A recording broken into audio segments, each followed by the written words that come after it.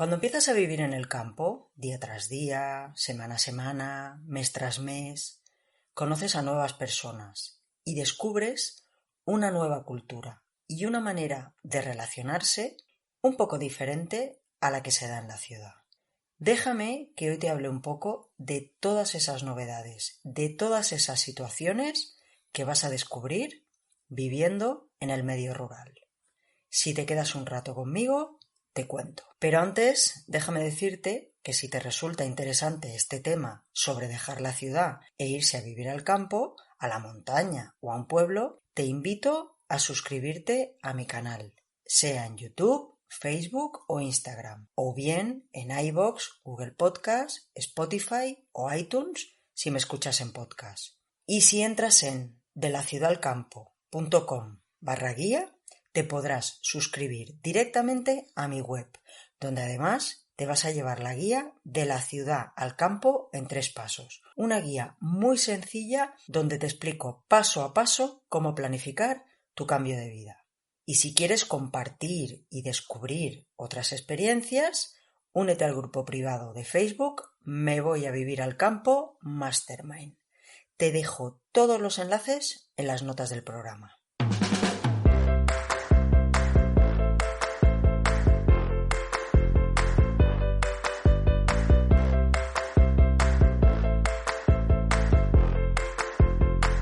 Soy Raquel y te doy la bienvenida al espacio de la ciudad al campo. Hace muchos años que cambié la ciudad por el campo, que pasé de urbanita a neorural. Todos los problemas, preocupaciones, frustraciones, éxitos, fracasos, satisfacciones y buenos momentos me han enseñado muchísimo. Y todo eso voy a compartirlo contigo si me acompañas, porque seguro que te va a ayudar en tu propio camino. ¿Vamos?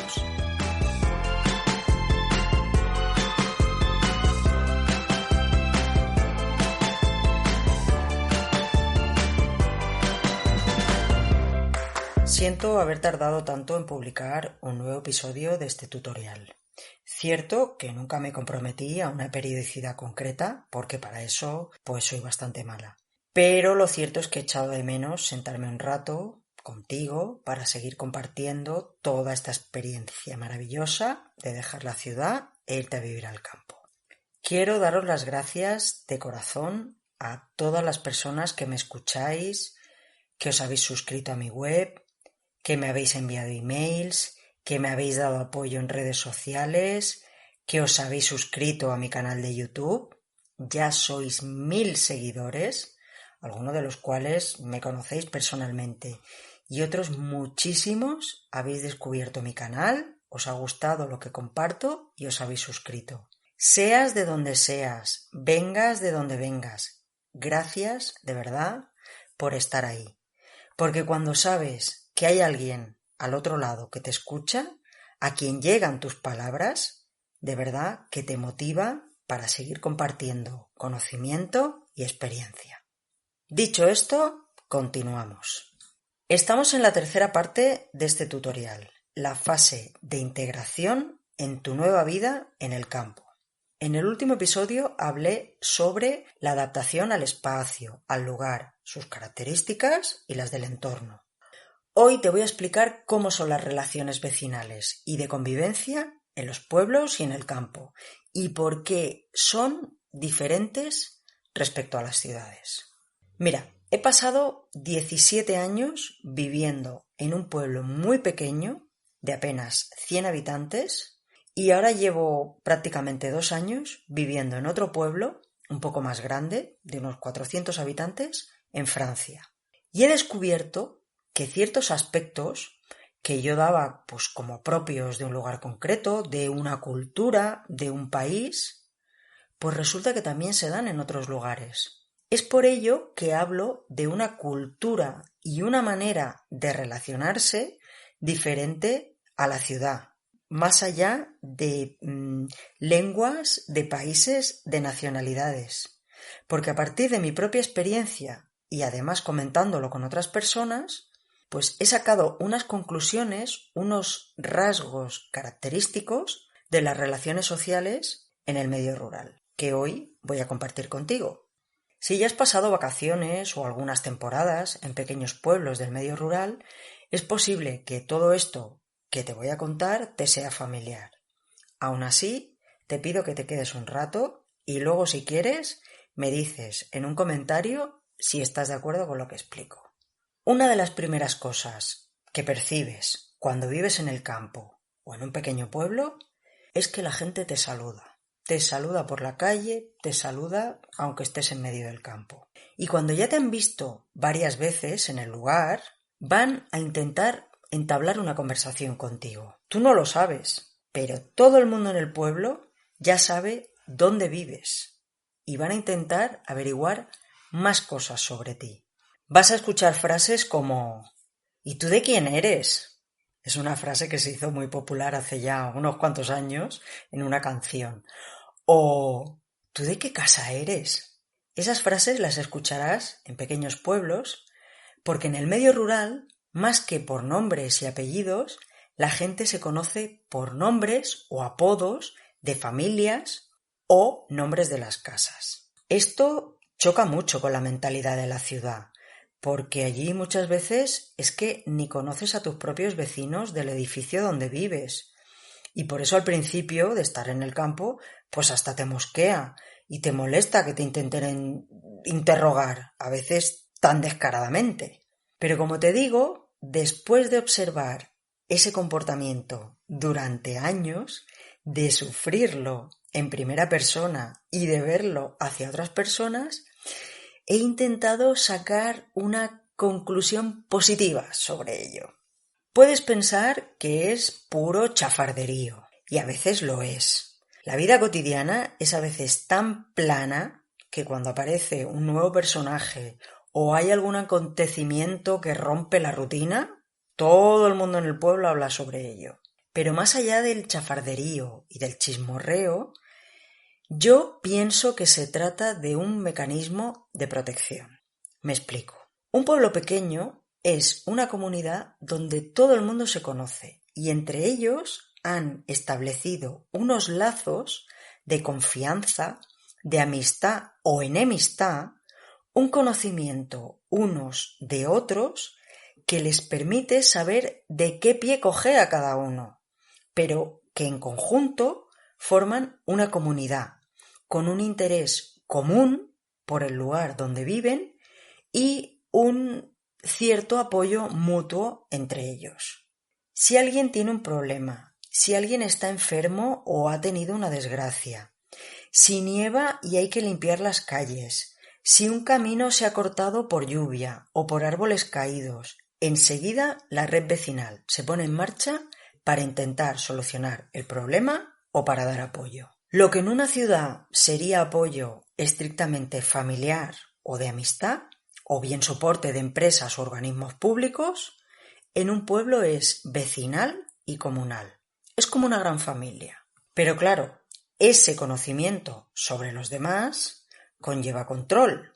Todos quieren saber de todos y hablan sobre todos. Saben cuándo vienes o cuándo vas, qué coche tienes, quién viene a visitarte, si has llegado más tarde o antes de lo habitual, e infinidad de cosas. Y lo peor, se crean rumores, juicios morales y toda una serie de situaciones que si no estás preparado para pasar de todo, para hacer que te resbale lo que digan o dejen de decir de ti, te puede afectar. Pero da igual, digan lo que digan y opinen lo que sea de ti, si un día tienes un problema, una emergencia, te van a responder. En la medida de lo posible, claro. Una de las cosas que más me sorprende de las relaciones sociales en el medio rural es que, aunque haya vecinos peleados entre ellos o historias de enemistades familiares ancestrales, en caso de emergencia, de tener que arrimar el hombro, de solucionar problemas concretos, se apoyan y se ayudan, porque la comunidad está por encima de lo demás. Sí, luego habrá intereses personales, discordias y situaciones que crearán nuevos enfrentamientos. Eso es propio de la naturaleza humana. Pero la red de apoyo que se da en los pueblos Al menos yo no la he visto en la ciudad. Pongo un ejemplo.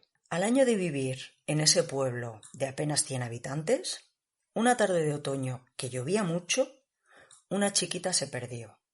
Había salido por la tarde a dar un paseo y era de noche y no había vuelto. Claro, enseguida los padres salieron y empezaron a preguntar a los vecinos si la habían visto. Bueno, pues antes de que llegase la policía ya se habían formado pequeños grupos vecinales de búsqueda. Y una hora después de que saltara la voz de alarma, se convocó una reunión de urgencia en la sala de plenos del ayuntamiento a la que acudió todo el pueblo y se organizaron turnos y grupos para seguir buscando. La chiquilla, por suerte, apareció sana y salva unas horas después a unos cuantos kilómetros del pueblo. Esa misma situación, esa misma actuación en la ciudad, creo que sería imposible. Ese sentimiento de comunidad yo creo que no se da en la ciudad. Se delega a los cuerpos de seguridad o al organismo pertinente. Pero directamente que la comunidad se organice y actúe, lo cierto es que yo no lo veo tan claro. Quizá me equivoque, pero por mi experiencia personal, esa es mi conclusión. Esa característica de querer saber todo de todo el mundo, ese control y esa vigilancia que se ejerce dentro de la comunidad, yo diría que es propio de un sentimiento de desconfianza hacia lo desconocido y muy característico del ser humano y por supuesto visible también en el mundo animal. Por eso muchas veces se dice que la gente de pueblo, la gente rural, es desconfiada y cerrada. Pero creo que es simplemente por miedo a lo desconocido, a lo externo. Y claro que hay situaciones que a veces te cabrean, que cuando te enteras que alguien va diciendo tal o tal cosa de ti o de otros, piensas, pero a ti qué te importa la vida de nadie. Pero eso ocurre en pueblos, en familias, en grupos de amigos. Es propio de la condición humana. Hay personas que necesitan saber de la vida de otros para complementar la suya. También tengo que decirte que es muy diferente esta situación para alguien que llega a un pueblo donde nadie le conoce que para alguien que tiene raíces en ese pueblo. Familia, o nació allí, se fue a la ciudad y vuelve al cabo de los años. Para la gente del pueblo, los que siempre viven allí y siempre han vivido allí, son los autóctonos, son del pueblo y el resto son forasteros. Y los hijos de forasteros nacidos en el pueblo son forasteros. Y aunque vengas de fuera y vivas 20 años en el pueblo, sigues siendo forastero. Y aunque hayas nacido en el pueblo, si te fuiste a la ciudad y luego volviste, eres un forastero. Es como un sistema de distinción dentro de la escala social del lugar, vamos a decirlo así. Este tema, para alguien sin raíces como yo, pues la verdad es que es un tema que me da un poco igual.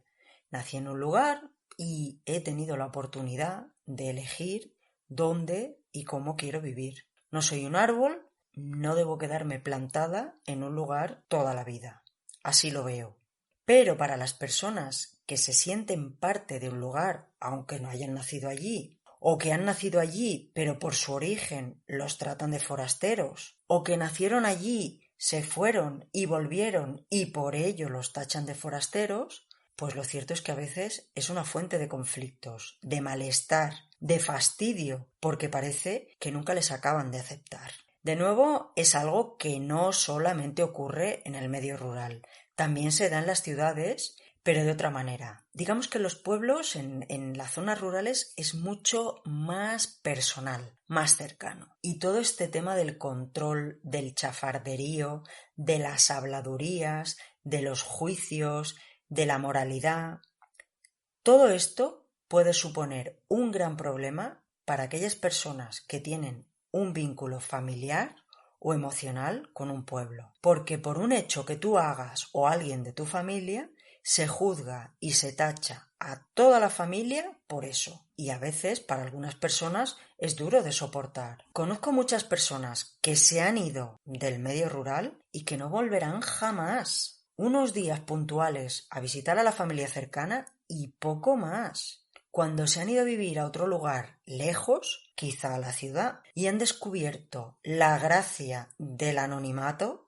de no ser juzgado y controlado constantemente, de poder vivir libremente y hacer lo que te dé la gana sin que te tachen, te reprochen o le vayan con cuentos y comidillas a la familia. Cuando descubren eso, no quieren volver más. Y es comprensible. Y quizás estarás pensando, Raquel, eres una exagerada. Bueno, sí y no. Como te digo, he vivido muchos años en un pueblo muy pequeño y he visto ese comportamiento, tanto en ese pueblo como en los alrededores.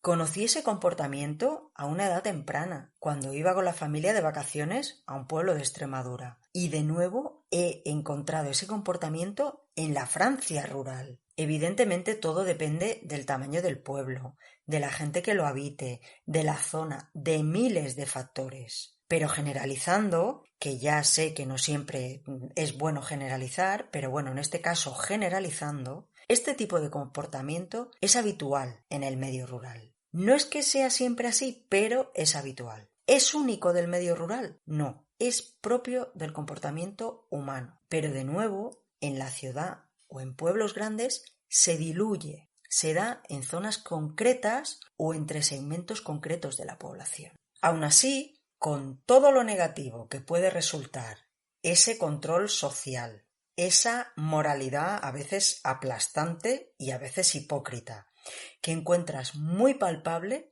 en el medio rural. Esa importancia al que dirán, a guardar las apariencias. Aun con todo eso, te digo que me quedo con la vida en el campo. Y me dirás, pues no me lo estás pintando muy bonito. Pero es que la perfección es algo muy difícil de encontrar, si es que existe. Para mí, lo importante es el equilibrio. Y si logras pasar de las habladurías, de los comportamientos tóxicos, de esa gente que solo vive para ver la paja en el ojo ajeno y no en el propio, si logras aceptar que el conservadurismo, las ideas cerradas, el rechazo a lo desconocido, el territorialismo, es algo que se da en todos los pueblos humanos y que, a mi juicio, es un comportamiento desarrollado en la escasez, el miedo, el control y la autoridad, si aceptas todo eso, si aceptas y te centras en lo positivo de la comunidad y la admiras por su solidaridad, por su acogimiento, por su generosidad, por su sabiduría sobre la vida en el campo, sobre el aprovechamiento y la adaptación al medio.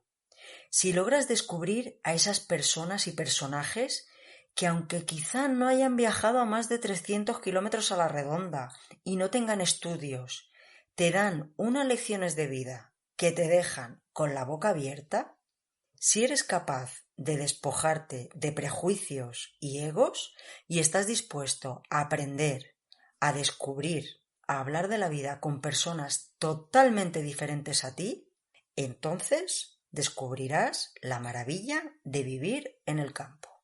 Pues hasta aquí el episodio de hoy. ¿Qué te ha parecido todo esto? ¿Te he animado o te he desanimado sobre tu cambio de la vida de la ciudad al campo? ¿He exagerado o lo he clavado? A ver, insisto en que hablo desde mi experiencia, desde la realidad que conozco, desde mi visión. No es la verdadera ni la correcta, es mi punto de vista y probablemente tengas otra idea, otros conceptos y otros principios.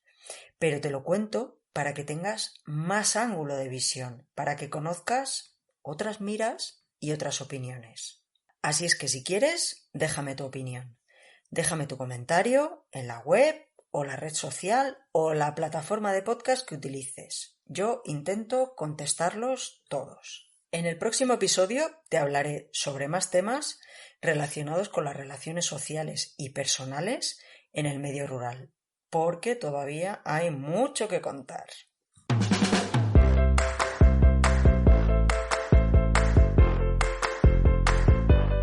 Si te resulta interesante este tema, de dejar la ciudad e irse a vivir al campo, te pido que te suscribas a mi canal en la red social que estés utilizando, sea YouTube, Facebook o Instagram, o bien en la plataforma de podcast que utilices, sea iVoox, Google Podcast, Spotify o iTunes.